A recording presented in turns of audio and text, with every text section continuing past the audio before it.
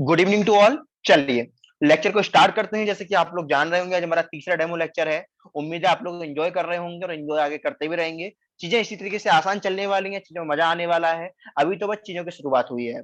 अभी तो बस बेसिक्स की शुरुआत हुई है। तो मैंने आपको काफी सारे बेसिक्स बताए थे। मैंने आपको वर्ग बता दिए, मैंने आपको एक तरीके से स्वर्ण और व्यंजन के बारे में बता दिया। मैंने आपको वर्णमाला के बारे में बता दिया। मैंने बता दिया कितने वर्णमाला में वर्ण होते हैं। मैंने आपको बता दिया कि एक दो तीन चार इन सबको संस्कृत में क्या बोला गया है। मैंने आपको कुछ परिभाषाएं बता दी। मैंने बता दिया भाषा क्या होता है। मैंने बोला अपनी बात को स्पष्ट करना, अपनी बात को क्लियर करना होता है भाषा। मैंने बोला कि आप भाषा को क्या कहते हैं, जरूरी नहीं बोलकर ही क्या कहते हैं क्लियर करें, आप सिंबल्स के थ्रू भी क्लियर करते हैं। मैंने बोला ट्रैफिक ऑफिसर जो खड़ा रहता है ट्रैफिक के बीच में, वो भी अपनी बातों को सिग्नल्स के थ्रू कहता है। आपने देखा होगा, एक हाथ से एक साइड का ट्रैफिक रोक देता है, दूसरी साइड का ट्रैफिक खोल देता है। कभी तीसरी साइड का ट्रैफिक खोल देता है, पहली दूसरी साइड का रोक देता है। ये सब क्या एक तरीके से भाषा है। अपनी बात को दूसरे व्यक्ति के सामने स्पष्ट करना ही भाषा कहलाता है, जो कि वो कर रहा है। तो these are all under the भाषा। तो भाषा कुछ नहीं, अपनी बात को स्पष्ट करना है। मेरी भी भाषा है, मैं आप लोगों से बात कर रहा हूँ, भाषा है। अभी मैं अपना माइक बंद करके वीडियो ऑन करके अपने हाथों से कुछ इशारे करने लग जाऊं, वो भी भाषा होगी। तो भाषा मतलब क्या होता है, अपनी वाणी को, अपनी बात को स्पष्ट करना ही भाषा कहलाता है। फिर मैंने आपको व्याकरण बताया था। व्याकरण क्या हुआ करता था? व्याकरण वो साइंस हुआ करती थी, वो तंत्र हुआ करता था, वो विद्या हुआ करती थी, जिसके कारण हम किसी भाषा को शुद्ध लिखते हैं, शुद्ध बोलते हैं, शुद्ध समझ सकते हैं और समझा भी सकते हैं। तो व्याकरण, व्याकरण is the rules and regulations through which we can read, we can learn, we can write and we can understood any language properly। यानी जिस तंत्र की वजह से, जिस रूल्स एंड रेगुलेशन की वजह से हम किसी भी भाषा को अच्छी तरीके से समझते हैं, बोलते हैं, लिखते हैं, उसी को व्याकरण कहा जाता है। बात करें वर्ण की, तो वर्ण क्या होता है? वर्ण वो मूल ध्वनि है जिसको और नहीं तोड़ा जा सकता। मैंने बात करी थी सेल की, मैंने बात करी थी एटम की। Cell is the functional and the structural, और कैसी smallest structural and the functional unit of the life. Atom की बात करी थी, atom is the smallest structural and the functional unit of molecules, या आप कह सकते हो ऑफ द आइटम्स या सब्सटेंसेस। यानी दोनों ही स्मॉलेस्ट यूनिट का ये छोटी इकाई का मतलब क्या होता है? वो छोटी से छोटी इकाई जिसको आगे नहीं तोड़ा सकता, क्योंकि वो ऑलरेडी स्मॉलेस्ट है, ऑलरेडी स्मॉलेस्ट है। अब किसी के जेब में ऑलरेडी पैसे नहीं है, वो गरीबी में चल रहा है, तो उससे और क्या पैसे लूटोगे? कोई ऑलरेडी छोटा है तो उसको और क्या क्या कहते हैं छोटा करो। कोई ऑलरेडी मरा हुआ है तो क्या मारोगे? तो वही वर्ण के साथ है। वर्ण ऑलरेडी मूल ध्वनि है, ऑलरेडी छोटा है, जिसको और क्या ही तोड़ोगे। बात करें शब्द की, मैंने बोला था दो या दो से अधिक जब वर्ण मिल जाते हैं तो शब्द बनता है, उसी को समूह को शब्द बोल देते हैं। अभी शब्द मैं भी लिख करके बताऊंगा। शब्द मैं आज नया पढ़ा रहा हूँ, तो शब्द को पढ़ाना शुरू करते हैं। तो जिससे पहले आपको शब्द पढ़ाऊं, तो आप लोग मुझे ये बताइए कि यहाँ तक की बात समझ में आई? ये दो डेमो लेक्चर्स का मैंने आपको बताया था। मैंने आपको ये रीजन भी बताया था कि डेमो क्लास में ज्यादा क्यों नहीं पढ़ाया जाता।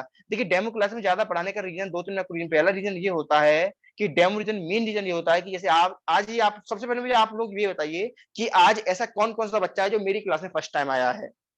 कौन कौन बच्चा आज क्लास में फर्स्ट टाइम आया है? सबसे पहले ये बताइए।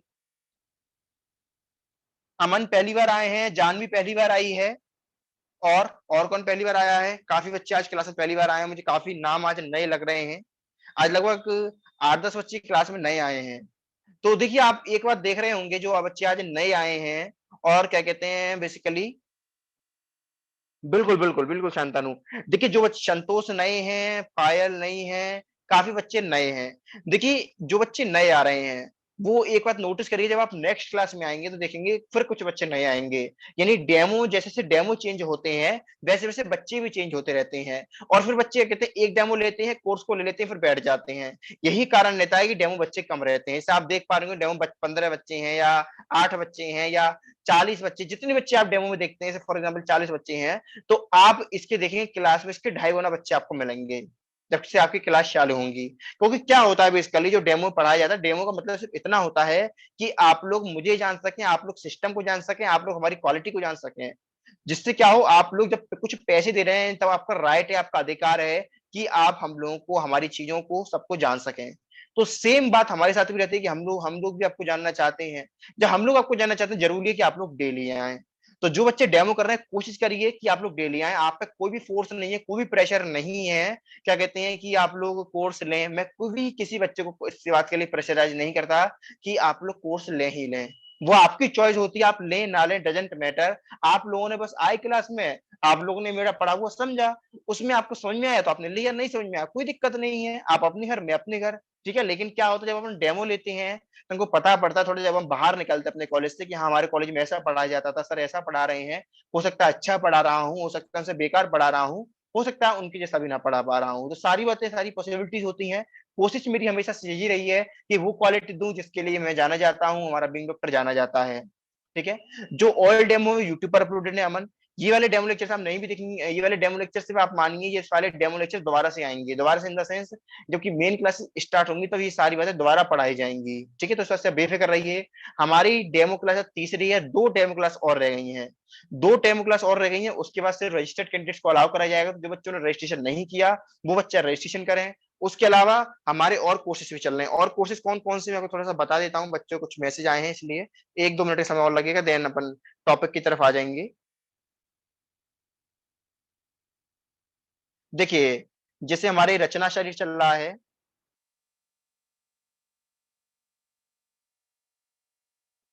हमारा क्रिया शरीर चल रहा है, हमारा पदार्थ विज्ञान, हमारा सम्यता अध्ययन,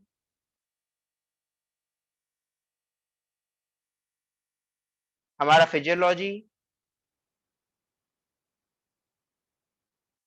हमारा संस्कृत। ऑलमोस्ट 90% के हमारे फर्स्ट ईयर के सारे सब्जेक्ट आ चुके हैं। सबकी फीस काफी अफोर्डेबल है, आप चाहें तो इनमें रजिस्ट्रेशन कर सकते हैं, एक साथ रजिस्ट्रेशन करने पर ऑफ भी आपको मिलेगा। जो भी जिस बच्चे को भी इंटरेस्टेड, जो बच्चे बिल्कुल नए हैं, वो आप मुझसे इस नंबर पर कांटेक्ट कर सकते हैं, 8630838731। आप व्हाट्सएप एंड कॉल दोनों में से कुछ भी कर सकते हैं। ठीक है, आपको जो भी पूछना है सब पूछ लीजिएगा, ये मेरे नंबर है, डॉक्टर शशांक अग्रवाल। ठीक है, जो बच्चे को नंबर चाहिए था वो बच्चे यहाँ से स्क्रीनशॉट ले सकते हैं, जिससे कुछ पूछना हो तो आप यहाँ से पूछ सकते हैं। उसके अलावा बात करें मेन क्लासेस की, तो देखिए जो मेन क्लासेस हैं वो हमारी चलेंगी 1 तारीख से, फर्स्ट सितंबर। ठीक है, मेन क्लासेस कोशिश करिए आप 1 तारीख से पहले जो बच्चे रजिस्टर्ड नहीं है रजिस्ट्रेशन करा लें। अगर आप अपने फ्रेंड्स के साथ शेयर करेंगे तो आपको एक क्या कहते हैं छोटा सा कैश विंग डॉक्टर की तरफ से मिलेगा, डेट इज द 100 रुपीज। अगर आप में से कोई अपने बैच में शेयर करता है, बच्चा रजिस्ट्रेशन करता है, तो आपको 100 रुपीज छोटा सा कैशबैक हमारी विंग डॉक्टर टीम की तरफ से दिया जाएगा। ठीक है, तो बाकी आज का लेक्चर स्टार्ट करते हैं, जो भी आपकी समस्या आप लोग पूछेंगे बिल्कुल आपकी समस्याओं का बिल्कुल समाधान किया जाएगा। ठीक है, चलिए तो स्टार्ट करते हैं, मैं स्क्रीन लगाता हूँ, स्टार्ट करेंगे आज शब्द से। ठीक है, शब्द से स्टार्ट करेंगे।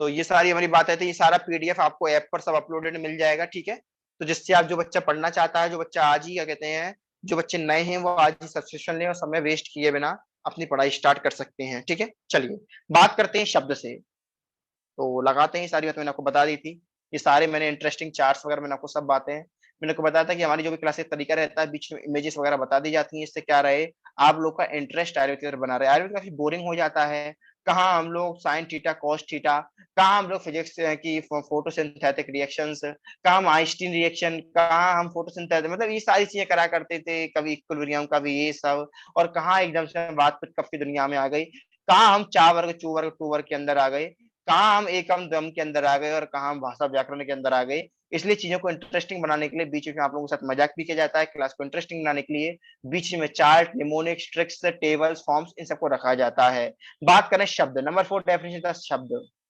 शब्द क्या होता है, देखिए आप लोगों ने घर देखा होगा, आप लोगों ने ईंट देखी होगी, आप लोगों ने कॉलोनी देखी होगी। यानी सर आप क्या कहना चाहते हैं, मैं समझा नहीं। मैंने बोला आप लोगों ने ईंट देखी है, बिल्कुल देखी है सर, हम लोगों ने ब्रिक देखी है, और हम लोग ईंट फेंकते भी हैं। ईंट, जब आप लोगों ने ईंट देखी तो मैंने बोला कि ईंट जब मिल जाती है तो क्या बनता है, ईंटों से मिलकर के ब्रिक से मिलकर के घर बनता है, हाउस बनता है। और जब काफी सारे हाउस मिल जाते हैं तो क्या बोलते हैं उसको, कॉलोनी बोलते हैं या मोहल्ला बोलते हैं। कॉलोनी या मोहल्ला या महल्ला बोलते हैं। ठीक है, मोहल्ला बोलते हैं। यानी मैंने बोला, जब काफी सारी ईंट मिल गई तो घर बन गया, और काफी सारे घर मिल गए तो कॉलोनी बन गई। यानी सिंपल सा मेरा कंसेप्ट था कि जब काफी सारी ईंट आपस में मिलती हैं तब जाकर के घर को बना पाते हैं, और जब काफी सारे घर एक जगह मिल जाते हैं तब जाके कॉलोनी को बना पाते हैं। यानी उसी तरीके से सिमिलरली, सिमिलरली अगर मैं लिखना चाहूं, सिमिलरली जब काफी सारे वर्ण मिलते हैं, दो या दो से अधिक वर्ण मिलते हैं तो शब्द बना देते हैं, और जब काफी सारे शब्द मिलते हैं तो वाक्य बना देते हैं। वर्ण मतलब अल्फाबेट। कितना प्रैक्टिकल है सारी चीजें। शब्द मतलब वर्ड, और वाक्य मतलब सेंटेंस। आपको पता है, जब काफी सारे क्या कहते हैं अल्फाबेट मिलते हैं, इसमें मैंने बोला कि ABCD वगैरह अल्फाबेट होता है, मैंने बोला कि चार चीजें मिल गई। बैंड, तो बैंड क्या है? एक क्या कहते हैं, इसमें एक अल्फाबेट था, ये अल्फाबेट था, ये अल्फाबेट था, ये अल्फाबेट था। अब ये क्या हो गया? बैंड, वर्ड हो गया। जब ऐसे सारे वर्ड मिल जाएंगे, बैंड इज द, ये तो ये क्या बन जाएगा? सेंटेंस बन जाएगा। यानी पहले एक एक शब्द हुआ करते थे, ABCD एक्सेट्रा, फिर जब ये इनमें आपस में मिलन हुआ तब जाकर के शब्द बना, और जब काफी सारे शब्द आपस में मिल गए, जब काफी सारे शब्द आपस में मिल गए तब जाकर क्या बना? आपका वाक्य बन गया। तो सिंपल सा फंडा है कि ईंट से मिलकर घर बनता है और घरों से मिलकर कॉलोनी बनती है, उसी प्रकार से वर्णों से मिलकर शब्द बनता है और शब्दों से मिलकर के वाक्य बनते हैं। तो यही कंसेप्ट होता है। तो शब्द में क्या लिख सकता हूं मैं? ये सब बातें मैं आपको पेपर में पूछी जाती हैं, दो दो नंबर पूछी जाती हैं, पता होना चाहिए, क्योंकि जब आप बेसिक पढ़ेंगे तभी आपका आगे का पोर्शन मजबूत होगा। आप लोगों ने सर सीधे मुझे आज पहले दिन धातु रूप शब्द रूप पढ़ा दो, मुझे तो आज ही एकदम VIP सब क्या कहते हैं संस्कृत में मास्टरी करनी है, तो आप यकीन मानिए आप बहुत बुरे गिर जाएंगे आगे जाकर के, क्योंकि आपको बेसिक ही नहीं पता होगा। तो एटलीस्ट आपको छोटी मोटी बातें पता हो, 3 4 दिन, कम से कम 5 दिन मैं आपको जितने बेसिक पढ़ा रहा हूं उन पर फोकस करिए, ठीक है। चलिए, तो शब्द क्या होता है लिखते हैं। दो या दो से अधिक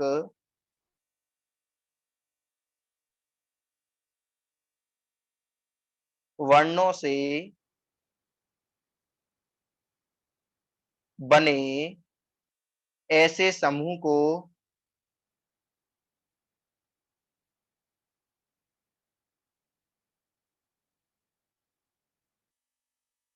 समूह को शब्द कहते हैं, बस।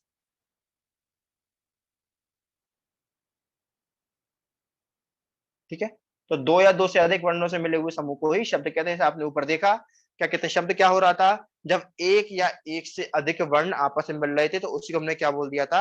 शब्द बोल दिया था। वर्ण मैंने ऊपर बता दिए थे कल, ठीक है। वर्ण मैंने आपको पिछले लेक्चर में बता दिया था।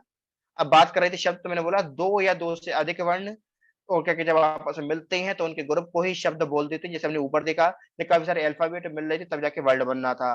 एक और स्पेशल बात रहती है शब्द के अंदर, कह रहा है जिसका कोई ना कोई अर्थ निकल रहा हो। यानी जब वर्ण आपस में मिल रहे हैं तो ये नहीं मैंने बोल दिया कि ABCD है। अब ABCD अगर अच्छे पैटर्न लेंगे तभी वर्ड बोलेंगे। मैं लिख दिया, सिंपल लिख दिया ABCD, तो इसको आप वर्ड नहीं बोलेंगे, इसको आप शब्द नहीं बोलेंगे, इसका कोई मतलब ही नहीं है। शब्द मतलब मैंने बोला चलो आप इनको प्रॉपर्ली अरेंज करो, जैसे बैंड था, डॉग था, कैट था, इनको आप वर्ड बोलोगे, इनको आप शब्द बोलोगे, इनका मतलब निकल रहा है, इनका अर्थ निकल रहा है। लेकिन सिंपल मैंने आपको लिख दिया ABCD या BCD या BAC, तो क्या मतलब है उनका? कोई मतलब नहीं है। जिनका मतलब नहीं होता, जो अर्थहीन होते हैं, जो मीनिंगलेस होते हैं, उनको अपन शब्द नहीं बोलते, उनको वर्ड नहीं बोलते। ठीक है, तो आते हैं नीचे, तो लिख देते हैं, जिन वर्णों का अर्थ अवश्य प्राप्त होता हो।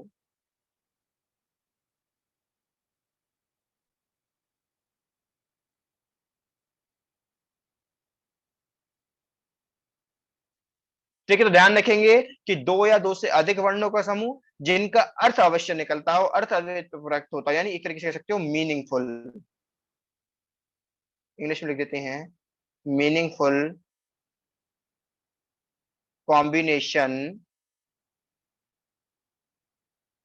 Of words known as, sorry alphabet लिख देते हैं यहाँ पर, of alphabets known as word. ठीक है, अब बात करते हैं वाक्य के बारे में।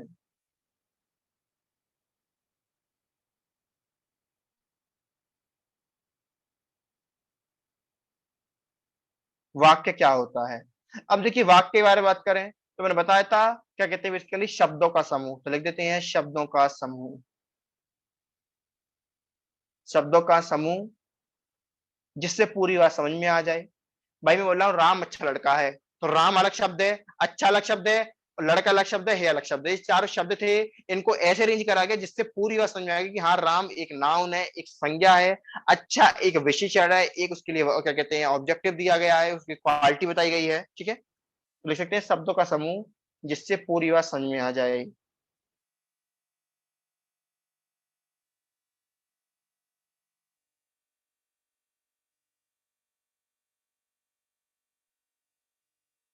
ठीक है, जैसे पूरी बात समझ में आ जाए उसी को वाक्य कहते हैं। ठीक है, तो लिख सकते हैं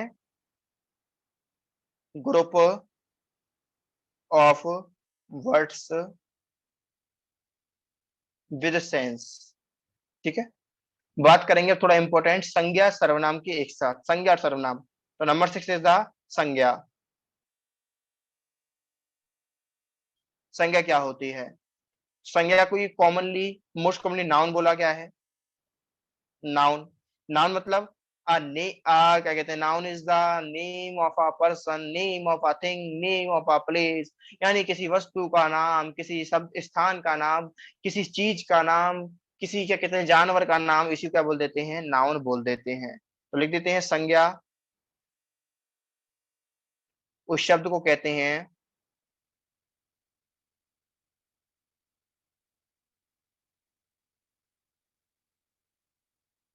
जिससे किसी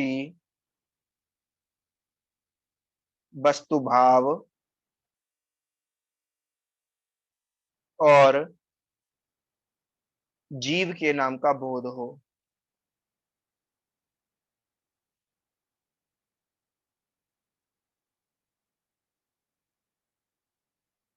ठीक है, ध्यान रखना है। अब देखिए जो संज्ञा है हमने जान लिया, नाउन भी बोलते हैं, तो बस लिखने की आवश्यकता नहीं है, noun is name of person, name of thing, name of place. ठीक, बात करते हैं 7 पे, सर्वनाम।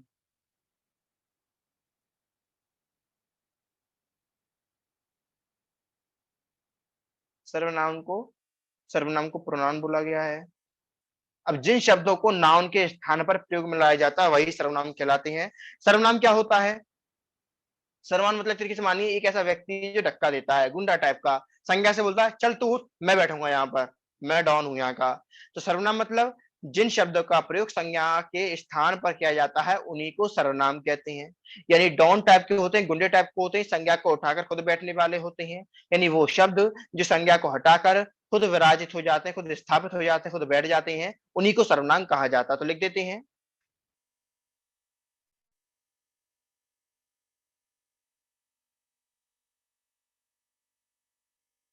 जिन शब्दों को जिन शब्दों का प्रयोग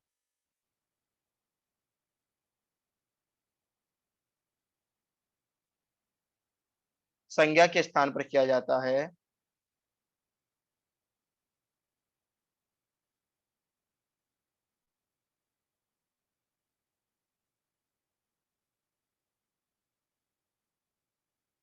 उन्हें सर्वनाम कहते हैं।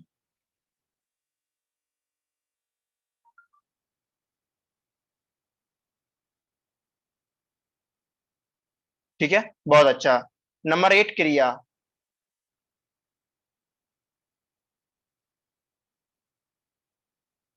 क्रिया मतलब वर्ब। संस्कृत में इसको क्या बोलते हैं, धातु, जो आगे जाकर के आप धातु रूप पढ़ेंगे।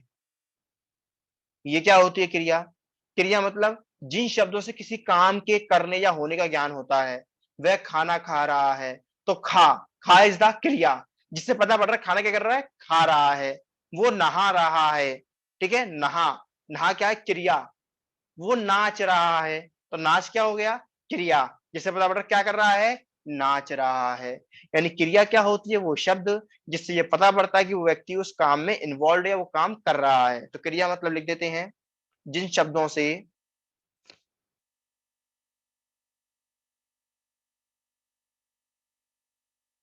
किसी काम के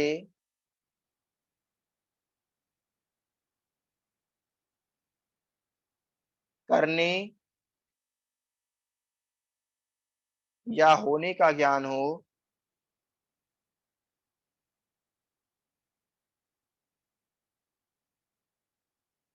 उसे क्रिया कहते हैं।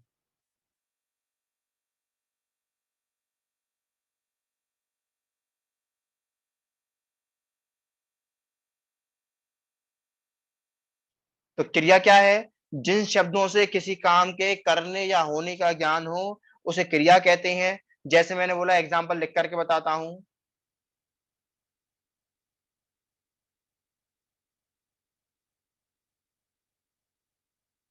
रोहन नाच रहा है। एक दो और लिख देता हूं, फिर एक साथ बता दूंगा। रमेश खाना खा रहा है। ठीक है।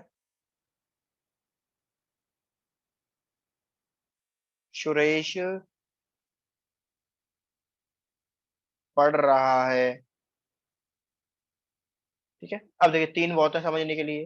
अब इसमें जो रमेश, जो रोहन है, जो रमेश है, जो सुरेश है, क्या होते हैं? क्या बोलते हैं इनको? ध्यान रखेंगे, संज्ञा या नाउन इन्हीं को बोलते हैं। मैंने बोलता ना, वस्तु का नाम, स्थान का नाम।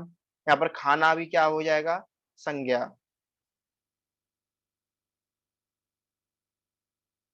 सुरेश क्या हो जाएगा? संज्ञा। अब देखिए, बात करते हैं किसकी? क्रिया की। तो क्रिया क्या क्या है यहाँ पर? तो यहाँ पर नाच क्रिया, खा क्रिया, पढ़ क्रिया।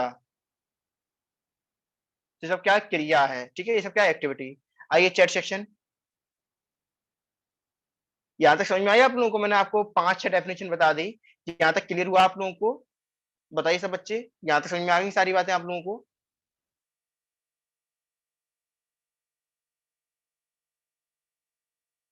चलिए, बहुत अच्छा। ठीक, एक बार मैं सबको थोड़ा थोड़ा और बता देता हूँ। देखिए, सबसे पहले मैंने आपको भाषा बताई थी। भाषा मतलब क्या कहते हैं, जिसके द्वारा अपनी बात को स्पष्ट किया जाए। व्याकरण मतलब जिसके द्वारा हम किसी लैंग्वेज को शुद्ध बोलते हैं, शुद्ध लिखते हैं, शुद्ध समझते हैं। वर्ण मतलब वो बेसिक से बेसिक है, वो छोटी से छोटी ध्वनि जो जिसकी सहायता से शब्द का निर्माण होता है। शब्द क्या होते थे? दो या दो से अधिक वर्णों से बने हुए समूह को ही शब्द कहा गया, जिसका एक अर्थ निकलता हो, एक मीनिंग निकलता हो। वाक्य क्या हुआ करता था? शब्दों का समूह जिसका अर्थ निकलता हो, जिससे पूरी बात समझ में आती हो। फिर संज्ञा आई थी। संज्ञा क्या हुआ करती थी? जो किसी स्थान का नाम है, जो किसी वस्तु का नाम है, जो किसी व्यक्ति का नाम है, जैसे रमेश, सुरेश, ताजमहल। ये सब क्या है? बेसिकली किसी वस्तु के नाम है, किसी स्थान के नाम है, किसी व्यक्ति के नाम है, जिनको नाउन बोलते थे। दैट इज द संज्ञा। बात करें सर्वनाम, सर्वनाम इज द प्रोनाउन। जैसे रमेश खाना खा रहा है, कि ये बोल दूं वह खाना खा रहा है, तो जो वह हो जाएगा, दैट इज द सर्वनाम। यानी सर्वनाम is the pronoun with a word which is use in place of संज्ञा नोन एज सर्वनाम। यानी जो संज्ञा के स्थान पर प्रयोग में लाए जाते हैं, वही क्या कहलाते हैं? सर्वनाम कहलाते हैं। बात करें क्रिया, क्रिया मतलब किसी काम को करने या होने का जो ज्ञान होता है, इसके थ्रू, दैट इज द क्रिया। जैसे उन्होंने बोला वह खाना खा रहा है, तो क्या कर रहा है? खाना खा रहा है, तो खा इज द क्रिया। वह पढ़ रहा है, आगे हम पढ़ेंगे पढ़ धातु के बारे में। पठ धातु, पठती पठंती पठंती, इस तरीके से हम आगे पढ़ेंगे। पठती पठंती पठंती। तो इस तरीके से हम आगे धातु रूप के अंदर देखेंगे। धातु रूप और कुछ नहीं, क्रिया की different different forms and different different tense के अंदर। अब देखिए, अगला है काल। काल मतलब समय, टाइम। तो काल क्या होता है? क्रिया के जिस रूप से कार्य करने का या होने का समय का ज्ञान होता है, उसे काल बोलते हैं। जैसे पढ़ रहा था, तो इससे क्या पता पड़ेगा कि अब नहीं पढ़ रहा, पहले पढ़ रहा था। यानी पास्ट की बात है, भूतकाल की बात है। मैंने बोल दिया वह पढ़ेगा, पढ़ेगा भी पढ़ नहीं रहा, पढ़ेगा। यानी क्या कहते हैं, एक तरीके से फ्यूचर की बात है। ठीक है। तो जिसके द्वारा हमें समय का ज्ञान होता है कि क्रिया कब होगी, उसी को ही काल बोलते हैं। तो काल के बारे में लिख देते हैं, आइए। काल के बारे में लिख देते हैं।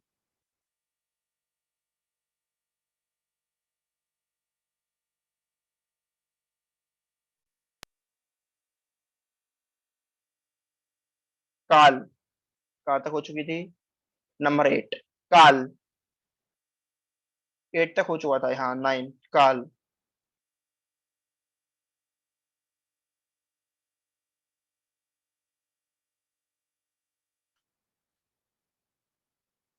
काल मतलब टाइम, समय। तो लिख देते हैं इसके अंदर कुछ छोटी छोटी मोटी मोटी बातें।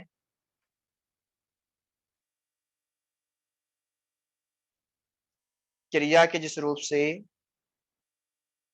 इसी को आप बोल सकते हैं, चलिए अभी नीचे एग्जाम्पल में बता दूंगा फिर समझा दूंगा। क्रिया के जिस रूप से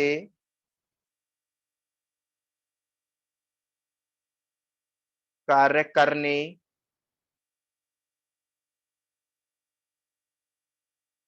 या होने के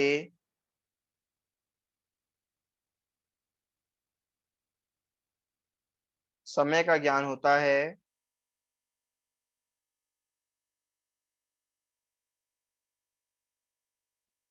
उसे काल कहते हैं। मैं कह रहा हूँ किसी बच्चे को ये डेफिनेशन समझ में नहीं आई तो मेरी बात नीचे सुनेंगे, क्या कहना चाह रहा हूँ नीचे। एग्जाम्पल, रमेश खाना खा रहा है, रमेश खाना खा रहा है। इससे क्या पता पड़ता है, तो ये खाना खा रहा मतलब कंटिन्यूशन में है, खा रहा है इससे मतलब पड़ रहा है कि क्या है, प्रेजेंट की बात है, प्रेजेंट टेंस है, यानी कंटिन्यूशन, अभी खा रहा है, कंटिन्यूशन। यानी हमें क्रिया के जिस रूप से, यानी खाना खा रही है, क्या खा क्या है, क्रिया, और क्रिया के क्या एक तरीके से खा रहा है, ये क्या एक तरीके से रूप है, उसका एक फॉर्म है जो हमें ये बता रही है कि खाना खा रहा है, खाना खत्म नहीं हुआ, या खाना बाद में नहीं खाएगा, फिलहाल उसको खाना रनिंग में चल रहा है। मैं बोल रहा हूं कि रमेश अभी पढ़कर चुका है या सुरेश अभी पढ़कर चुका है, सुरेश अभी पढ़कर चुका है।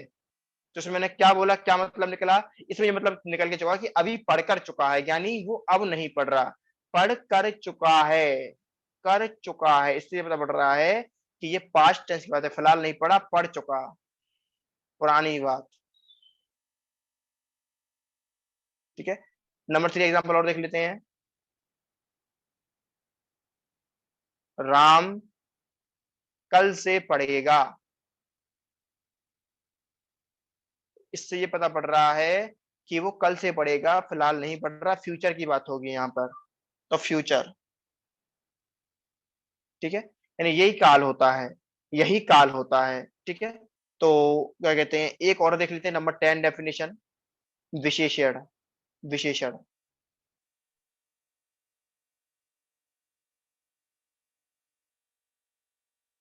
विशेषण, विशेषण कोई एग्जेक्टिव बोला गया, आप लोगों ने 7th 8th क्लास में काफी ये सारी चीजें पढ़ी हैं, एडजेक्टिव। अब देखिए, संज्ञा या सर्वनाम की जो शब्द विशेषता बताते हैं वही विशेषण कहलाते हैं। राम बहुत अच्छा है, श्याम बहुत अच्छा है, तो राम और श्याम क्या है, नाउन है, संज्ञा है, और उनकी तारीफ की जा रही है, उनके बारे में कुछ बोला जा रहा है, जरूरी नहीं तारीफ हो, बुराई भी कर सकते हैं कि क्या कहते हैं, आपका जो राहुल है गंदा लड़का है, तो राहुल के साथ गंदा, बैड बॉय, तो बैड इज द विशेषण एग्जेक्टिव जो उसकी क्वालिटी बता रहा है। तो कह सकते हैं जो विशेषण होते हैं, विशेषण होते हैं, कह सकते हो, tells quality of noun and pronoun. कह सकते हैं जो शब्द संज्ञा या सर्वनाम शब्द की विशेषता बताते हैं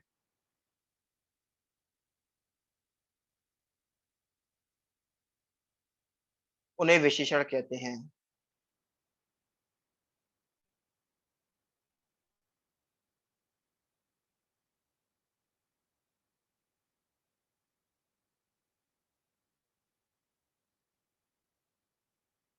उन्हें विशेषण कहते हैं।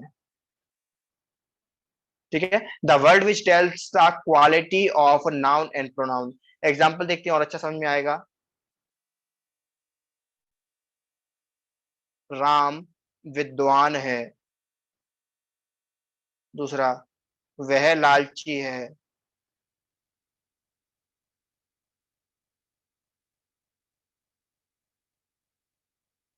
राहुल गधा है। ठीक है। अब गधा चलिए एक जनरल शब्द हो जाएगा, कोई राहुल नाम का बच्चा होगा तो दिल पर ले जाएगा, इसलिए लिख देते हैं राहुल आलसी है। ठीक है। अब देखिए देखते हैं, राम क्या है? राम है संज्ञा, व्यक्ति का नाम संज्ञा। वह क्या है? सर्वनाम। क्योंकि क्या कहते हैं यहाँ पर कोई भी संज्ञा नहीं है, संज्ञा के स्थान पर यहाँ पर सर्वनाम आई है, तो संज्ञा के स्थान पर तब सर्वनाम कहलाता है। राहुल क्या है? आपको पता है संज्ञा है। आलसी, तो यहाँ पर संज्ञा के बारे में बोला गया कि राहुल क्या है? संज्ञा, और उसके बारे में बोला गया राहुल आलसी है, तो ये क्या हो गया? विशेषण। ठीक, यहाँ पर लालची क्या हो गया? विशेषण। विद्वान क्या हो गया? विशेषण। ठीक है। तो उम्मीद है यहाँ तक का लेक्चर समझ में आया होगा। आइए एक बार चैट सेक्शन, कोई भी समस्या हो मैं आपको एक बार यहाँ पर लिख भी देता हूँ। फॉर एनी क्वेरी, ठीक है, कॉल और WhatsApp doctor Shashank Agrawal being doctor. ठीक है। बात करते हैं नंबर की, तो नंबर यही है मेरा। बात करते हैं कोर्स की, तो आप फर्स्ट ईयर के सारे कोर्सेज हमसे ले सकते हैं। सारे कोर्सेज हमारे बीइंग डॉक्टर ऐप पर चल रहे हैं, जिसका लिंक डिस्क्रिप्शन बॉक्स में दिया गया है। रचना शारीर, क्रिया शारीर, पदार्थ, समिता, फिजियोलॉजी, ठीक है, Sanskrit and many more. Second year भी चल रही है, चरक वगैरह हमारे पास सब चल रहा है। ठीक है, एटेक्सरा। ठीक है। उसके अलावा बात कर रहे हैं कि हमारे फ्री डेमो चल रहे थे, फ्री डेमो 5 होंगे। 5 में से 3 हो चुके हैं, यानी 3/5 हो चुके हैं, 2 डेमो और बची हैं, चौथा और पांचवा। आप लोग अटेंड करिए, अपने दोस्तों को जुड़वाइए। काफी सारी डेफिनेशन बच रही हैं। फिर हम क्या कहते हैं, बेसिकली जैसे ही हमारे डेमो खत्म हो जाएंगे, इन डेफिनेशन पे दोबारा से बता करके, चीजों को दोबारा बता करके हम संज्ञा और संधि स्टार्ट करेंगे। तो बहुत इंपॉर्टेंट लेक्चर होने वाले हैं। जो बच्चे अभी नीट दे करके आए हैं, समझ नहीं आ रहा कॉलेज में क्या पढ़े क्या नहीं पढ़े, तो स्पेशल बैच तो लिख देते हैं नीचे लास्ट में ही, special batch, special batch for NEET aspirants. मतलब जो बच्चे नीट की तैयारी कर रहे थे और अब जाकर के आयुर्वेदा में आए हैं, मजबूरी से पेपर खराब हो गया बच्चों का, तो उनके लिए स्पेशल बैच है, स्पेशल फोकस किया जाएगा। रिकॉर्डिंग नोट सब कुछ अवेलेबल कराई जाएंगी। तो जो बच्चे ऐसे हैं वो भी मुझसे ऊपर कांटेक्ट कर सकते हैं, ऊपर में नंबर दिया गया है। ठीक है, इस नंबर आप कांटेक्ट कर सकते हैं, आपको समस्या का समाधान मिल जाएगा सारे सब्जेक्ट का। ठीक है। बाकी अब भी कुछ नहीं बिगड़ा है, अब भी आप लोग अच्छा कर सकते हैं, बहुत कुछ अच्छा कर सकते हैं। माना आप लोग को एमबीबीएस नहीं मिली, लेकिन आप बीएमएस में आए हैं, ये भी हमारी हजारों में कम नहीं है, लाखों में कम नहीं है। आजकल इसको भी लोग लेने के लिए तरस रहे हैं। ठीक है।